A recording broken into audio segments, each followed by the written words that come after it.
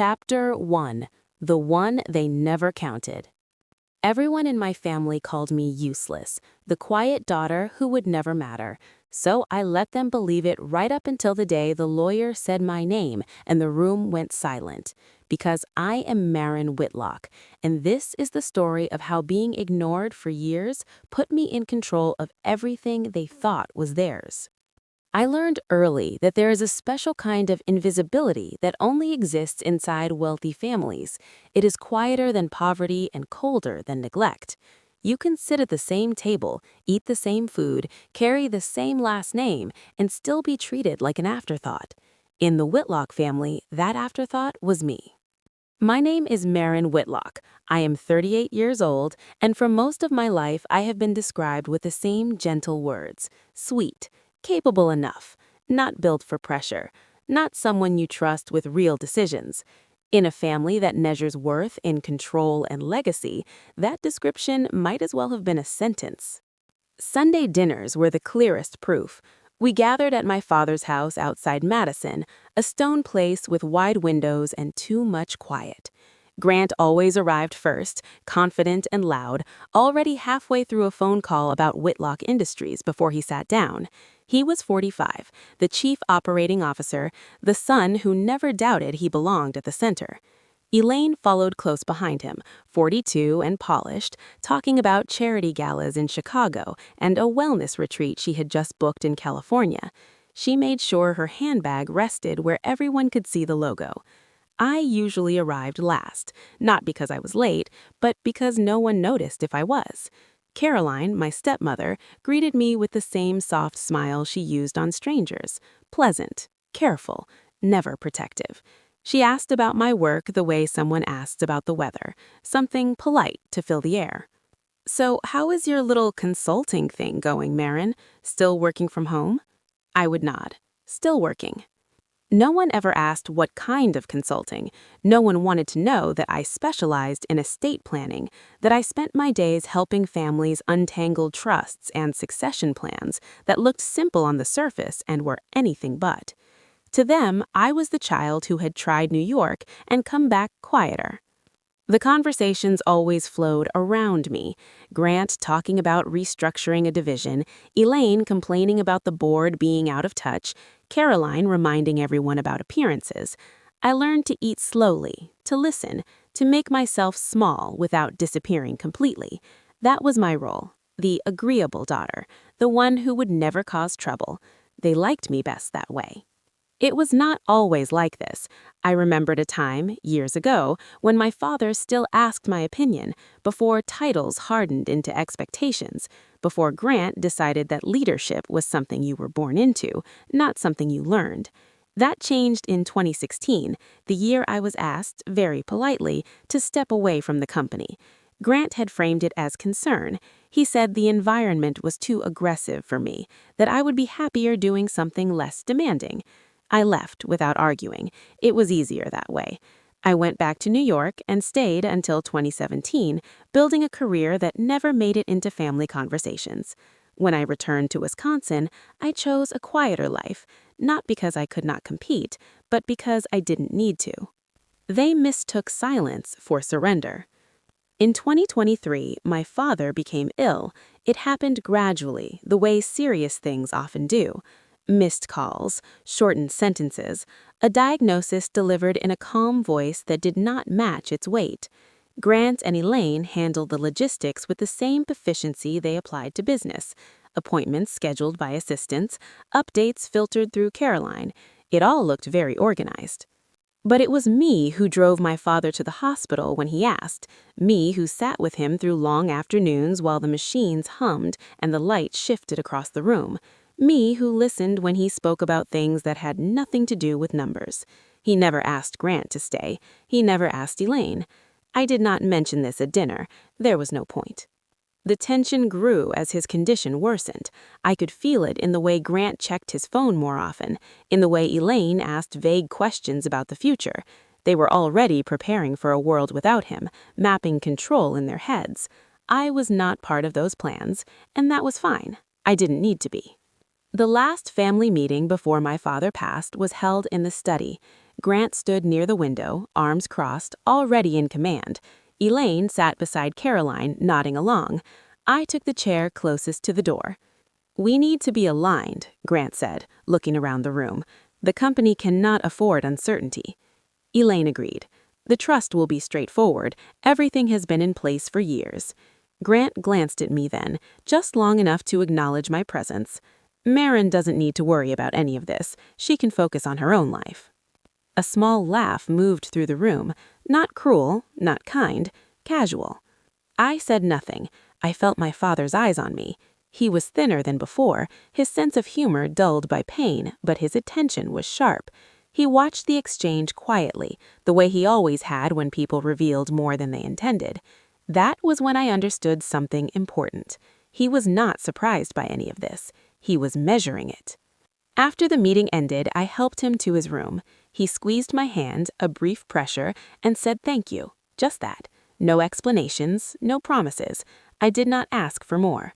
A week later, he was gone. The funeral was immaculate. Dark suits, perfect flowers, conversations conducted in low voices about continuity and responsibility. Grant accepted condolences like a man stepping into his inheritance. Elaine cried when people were watching. Caroline held herself together beautifully. I stood slightly apart, receiving polite hugs, watching the familiar choreography unfold. Beneath the grief was something sharper: anticipation, control changing hands. That evening, when the house had finally gone quiet, my phone rang. It was Thomas Reed, my father's attorney. His voice was measured, professional. "Marin, I wanted to make sure you received the notice. You are expected to attend the reading of the will in person. It is important." I asked him what he meant. "This will not be a routine process," he said. "That's all I can say." When the call ended, I sat alone in the kitchen, the house still smelling faintly of flowers. I did not feel triumphant. I did not feel afraid. I felt steady.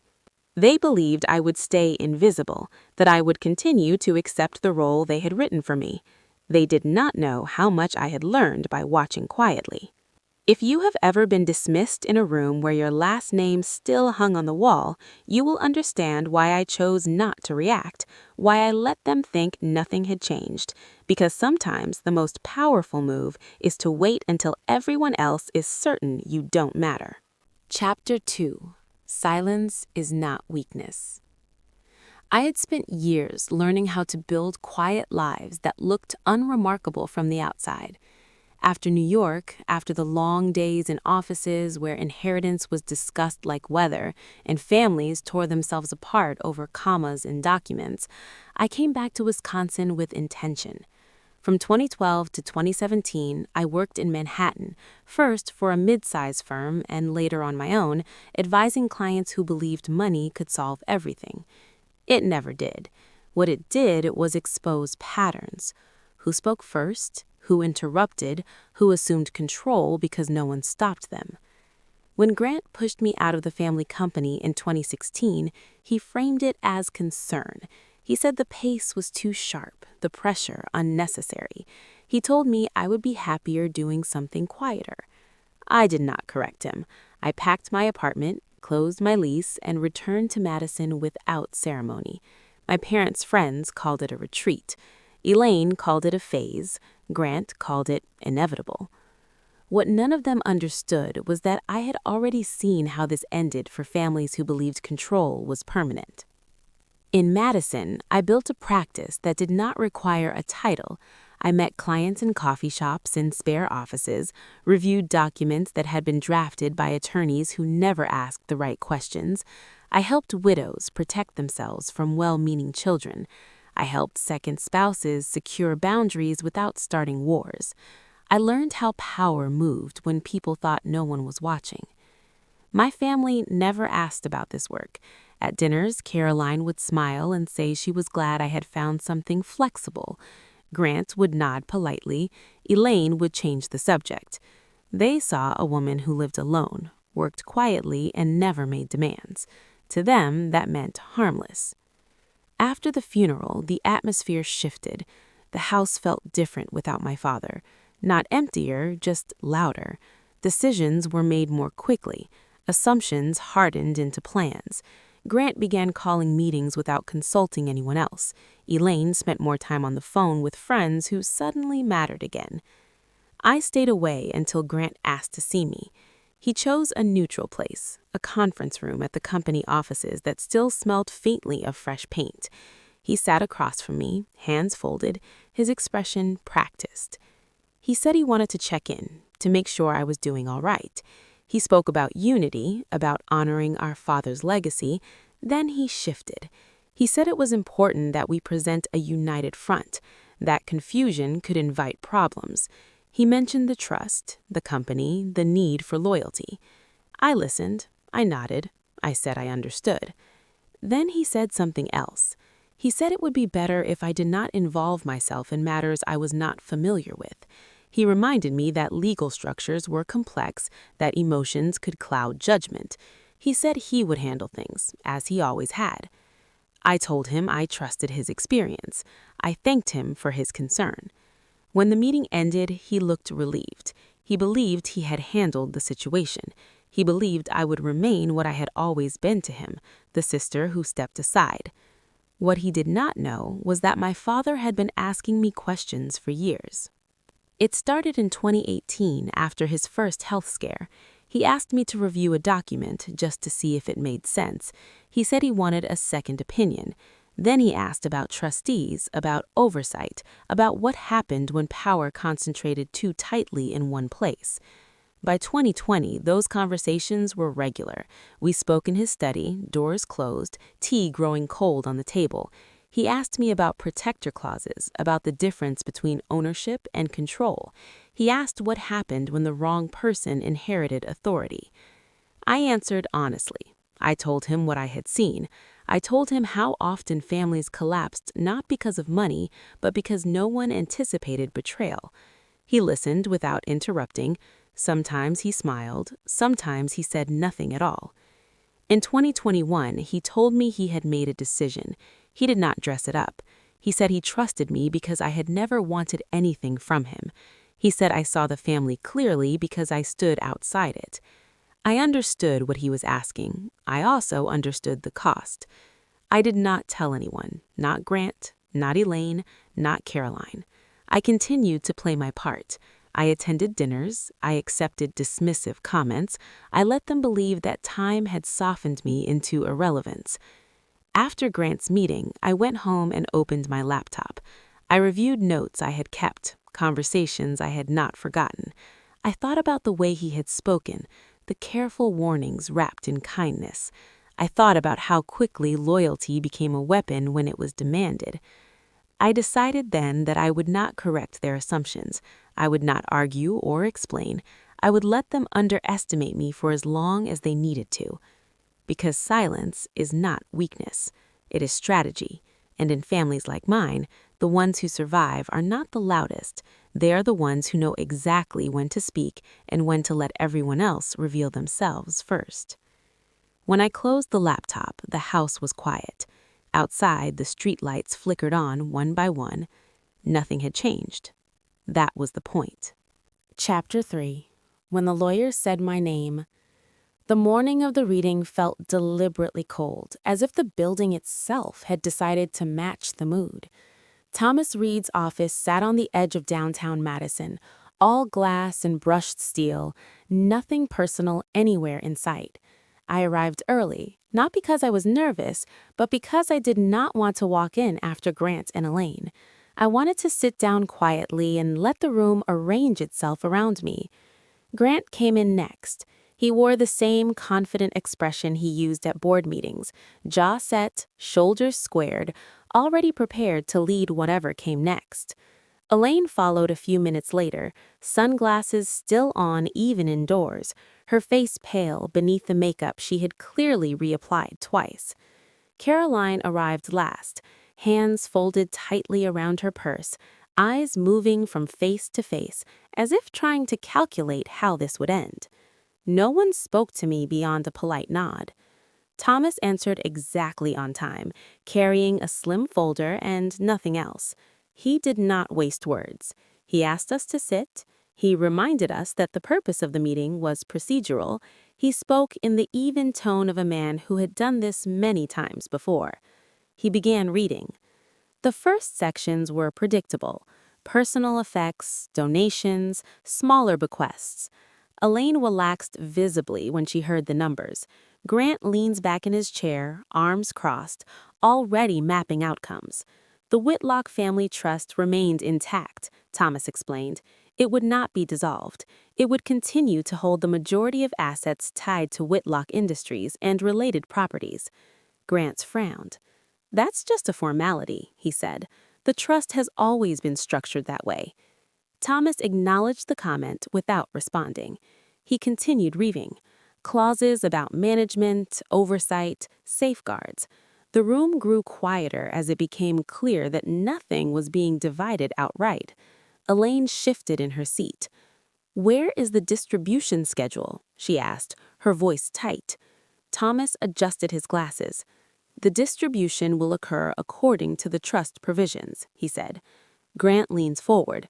"And who exactly is responsible for that?" he asked. Thomas did not answer immediately. He turned a page. When he said my name, it landed with more weight than any number could have. "Marin Whitlock is hereby designated as trust protector." The words seemed to hang there, suspended between us. I felt the shift before anyone spoke.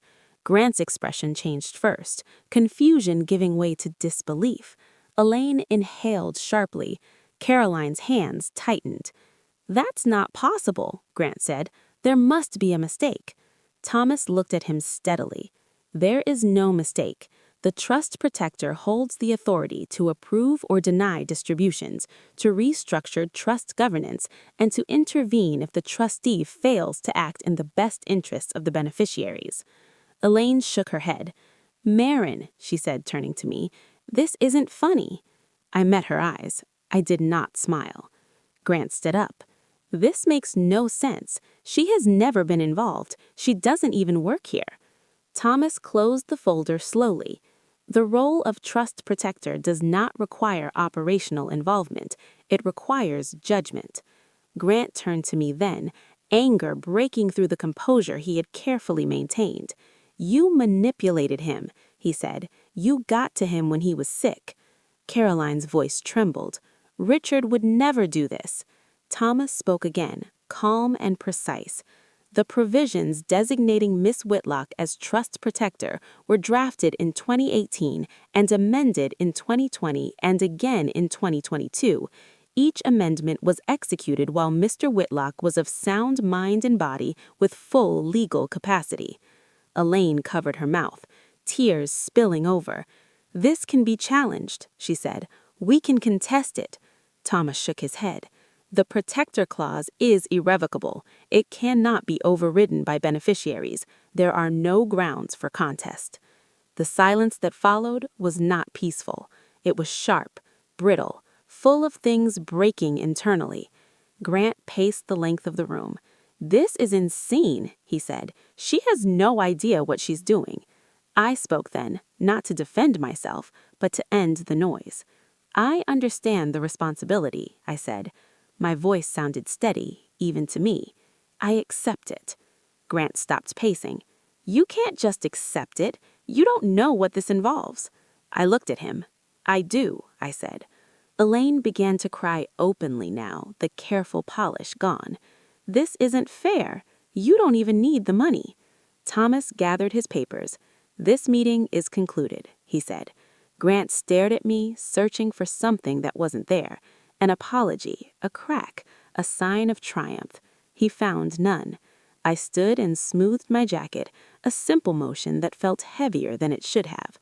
As I walked toward the door, Grant spoke again. "You think you've won?"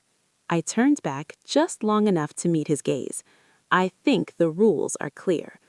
Outside, the hallway felt brighter than the room I had left behind. My phone buzzed with messages I did not open. I did not feel victorious. I felt anchored. For years, I had been dismissed as irrelevant, as incapable, as someone who would never matter when decisions were made. And now, without raising my voice or asking for recognition, I held the one position no one could ignore. If you had been in that room, watching the people who underestimated you realize they no longer control the outcome, how do you think you would have felt? Chapter 4. Power reveals character. Power does not arrive with applause. It arrives quietly, and then it tests everyone who touches it. The days after the reading were louder than the moment itself. Grant moved fast, faster than I expected, calling emergency meetings, speaking to board members I had never met, reminding them of relationships that predated me. He framed his concern as stewardship. He warned of instability. He suggested that the trust had fallen into inexperienced hands. I learned all of this secondhand at first. Emails forwarded to me by assistants who did not know where their loyalties belonged yet. Phone calls that ended abruptly when I entered rooms. The building felt different now, less confident, more alert. Elaine called me twice in one afternoon.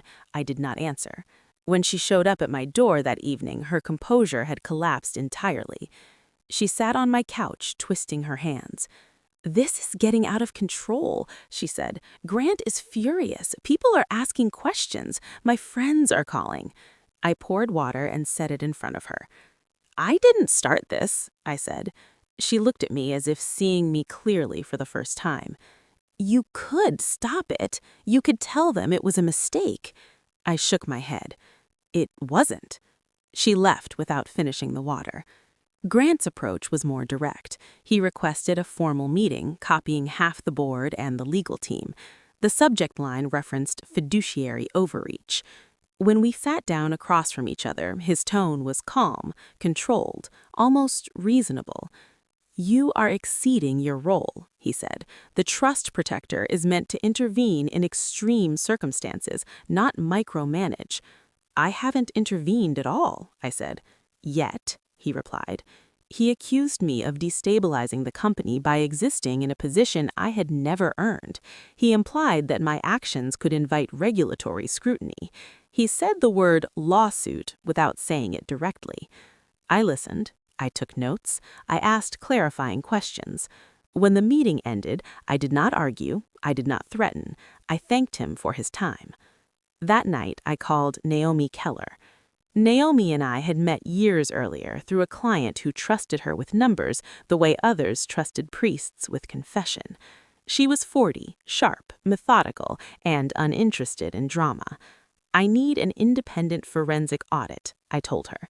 "Whitlock Industries, full scope, from 2019 to 2023. She did not hesitate. "I'll need access. And protection. I'll have both," I said. The audit was not an act of revenge. It was an obligation. A trust protector does not assume good faith. She verifies it. Grant reacted exactly as I expected. He sent a memo accusing me of abuse of authority. He warned the board that my actions could damage shareholder confidence. He suggested that my personal history made me unsuitable for oversight. I said nothing publicly. Privately, I gave Naomi everything she asked for. Weeks passed. The tension sharpened. Elaine stopped calling. Caroline avoided me entirely. Grant grew louder, more aggressive, as if volume could substitute for proof. Then Naomi sent me the first summary. It was not catastrophic. It was worse. It was systematic. Expense reallocations that favored personal projects, deferred liabilities masked as operational investments, decisions that benefited Grant directly while exposing the company to risk, not illegal on their own, damaging in accumulation. When we met to review the findings, Naomi did not soften her language. "This isn't a mistake, this is a pattern." I scheduled one final meeting. Grant arrived confident, already rehearsed. He brought counsel. I brought data. I laid the reports out on the table. I watched his expression change as he read. The room grew quiet. "This is exaggerated," finally he said. "Context matters." "It does. That's why the timeline is complete." He looked up at me then, anger flickering beneath disbelief. "You're going to ruin everything," he said. "No, I'm going to stop the bleeding." I did not report him. I did not threaten prosecution. I invoked my authority. Effective immediately, Grant was removed from his role as Chief Operating Officer. His access was suspended. An interim executive would be appointed by the board. The words felt heavier than I expected as I spoke them. Grant stood slowly. "You think this makes you strong," he said. "I think it makes the company safer," I replied. He left without another word. Afterward, the building felt quieter, not peaceful, just reset. Elaine withdrew completely. Caroline resigned from the boards she once dominated. The family name still carried weight, but it no longer protected anyone from consequence. I did not celebrate. I did not sleep well. Power carries its own cost. It isolates. It demands restraint when instinct wants release. But I stayed within the lines my father had drawn. I did not destroy. I corrected. As the days settled, I understood something clearly. Winning was never the point. Accountability was. And that was enough to let the dust fall where it needed to. Chapter 5. The Quiet Verdict. The weeks that followed did not feel dramatic. They felt procedural, deliberate, almost dull in their precision, which I learned was how real endings usually arrived. Whitlock Industries did not collapse. It did not make headlines. It did something far less satisfying to anyone hoping for spectacle. It corrected itself. The board expanded. Independent members were brought in. Reporting lines were redrawn. Decisions that once passed through a single office were now reviewed by committees that asked questions Grant had never wanted to answer. Transparency replaced speed. Accountability replaced habit. I spent long days in conference rooms that smelled like coffee and printer toner, listening more than I spoke. I signed documents that reshaped governance.